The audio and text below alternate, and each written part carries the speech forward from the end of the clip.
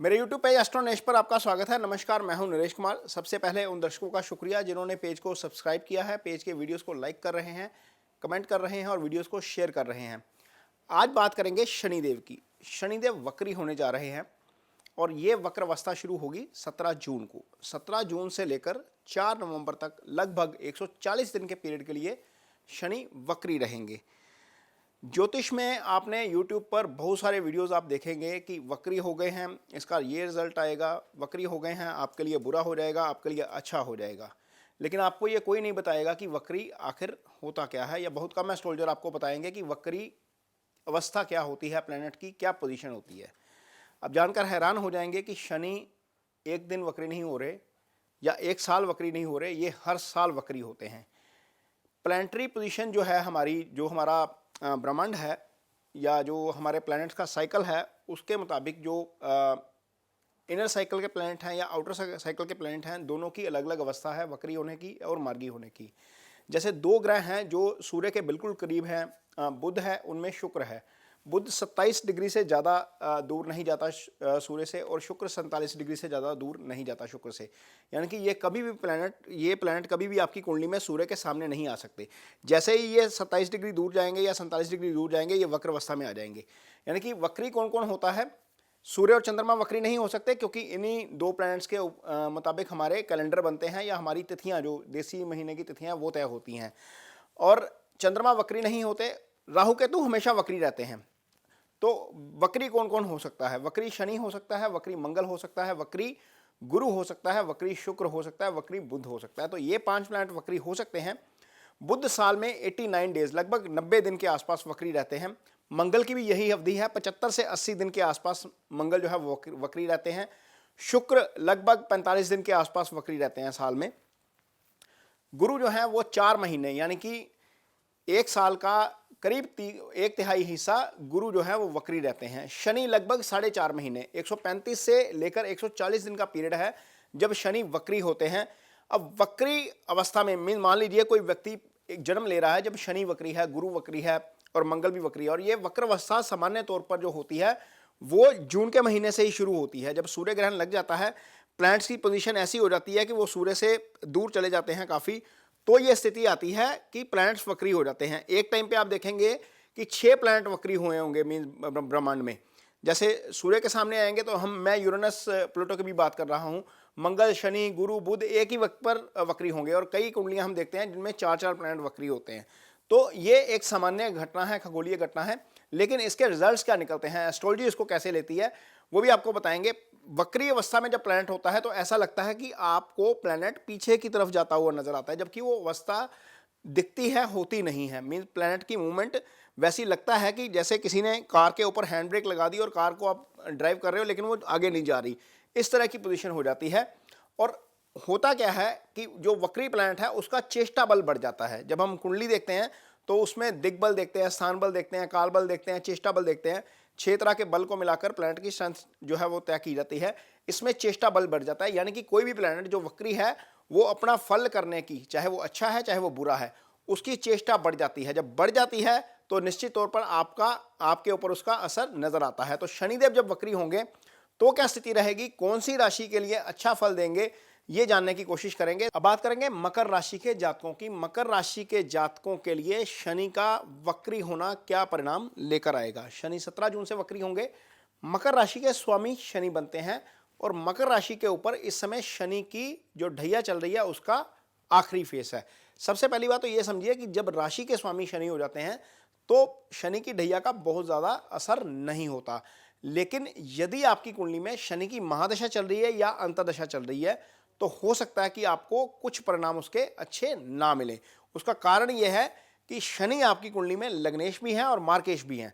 मार्केश भाव के स्वामी का मार्क स्थान में बैठ जाना, और यदि वहां पर जाकर वक्री हो गए हैं और आपकी कुंडली में भी वक्री हैं और दशा भी शनि की चल रही है, क्योंकि ढैया आखिरी है, दशा भी शनि की चल रही हो और प्लैनेट वक्री भी हो कुंडली में और ट्रांजिट में भी वक्री हो गया, तो निश्चित तौर पर उसका अच्छा परिणाम नहीं मिलेगा।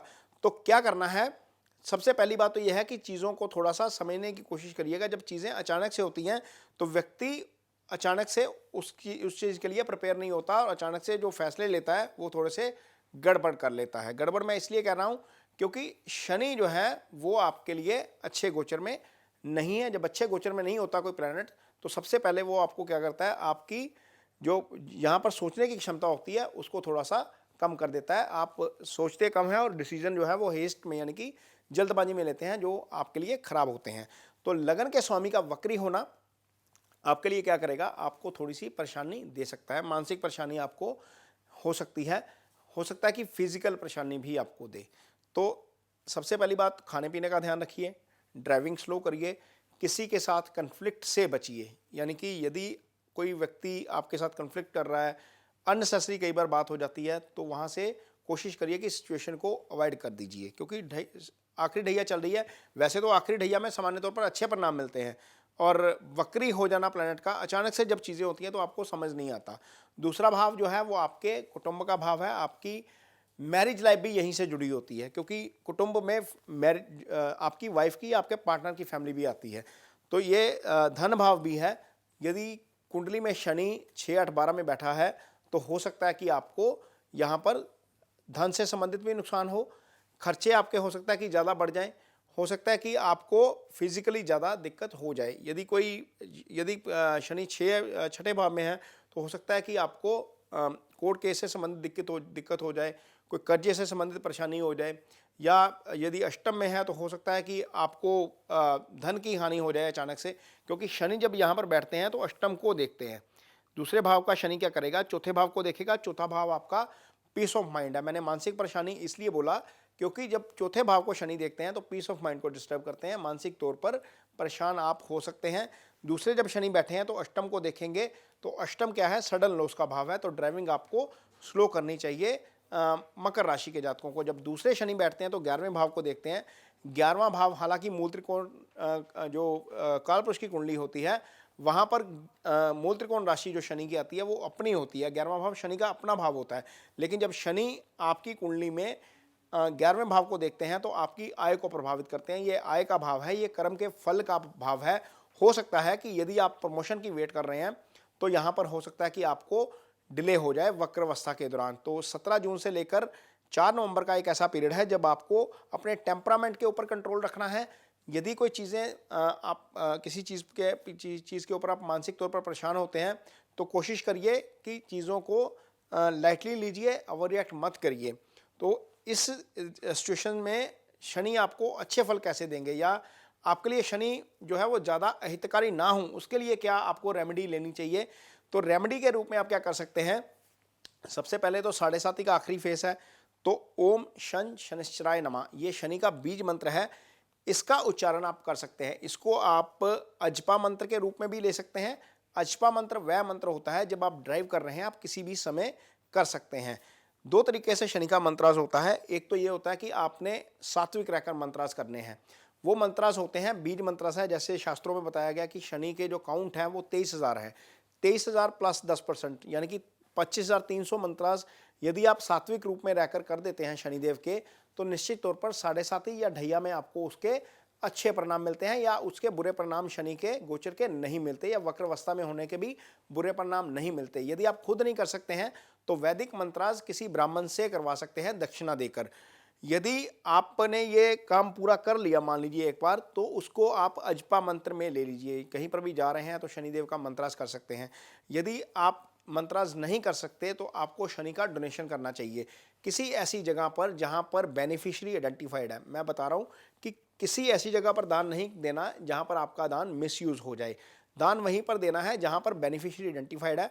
वो कहां पर होते हैं, कुष्ठ आश्रम में बेनिफिशियरी आइडेंटिफाइड है, वृद्ध आश्रम में बेनिफिशियरी आइडेंटिफाइड है, किसी धर्मशाला में जहाँ पर डेली लंगर पकता है वहाँ पर बेनिफिशियरी आइडेंटिफाइड है, इवन गुरुद्वारे में जहाँ पर डेली ही लंगर पकता है। ये एक ऐसी जगह है जहाँ पर कोई भी भूखा व्यक्ति आ जाए वो भूखा नहीं जाता, यानी कि गुरुद्वारा साहब में 24 घंटे लंगर चलता रहता है। तो वहाँ पर भी आप जो काली दाल होती है उड़द की, शनिवार के दिन डोनेट कर सकते हैं। इससे आपको शनि की जो 7.5 है उसका जो अंतिम ढैया है उसके अच्छे परिणाम मिलेंगे, और वक्री अवस्था में शनि आपके लिए बहुत ज़्यादा परेशानी नहीं खड़ी करेंगे। ये वीडियो आपको कैसा लगा इस पर कमेंट बॉक्स में अपनी राय ज़रूर दीजिए। यदि ये वीडियो अच्छा लगे तो इसे शेयर ज़रूर करिए, पेज को सब्सक्राइब ज़रूर करिए। इसके साथ ही मुझे दीजिए इजाज़त। नमस्कार।